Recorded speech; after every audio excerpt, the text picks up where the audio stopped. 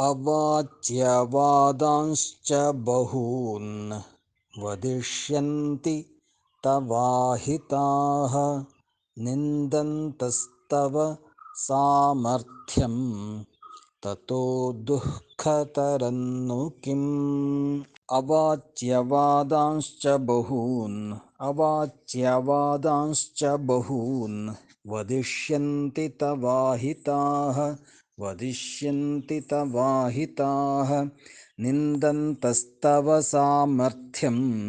निन्दन्तस्तव सामर्थ्यं ततो दुःखतरन्नु किम्। अवाच्यवादांश्च बहून् वदिष्यन्ति तवाहिताः निन्दन्तस्तव सामर्थ्यं ततो दुःखतरन्नु किम्।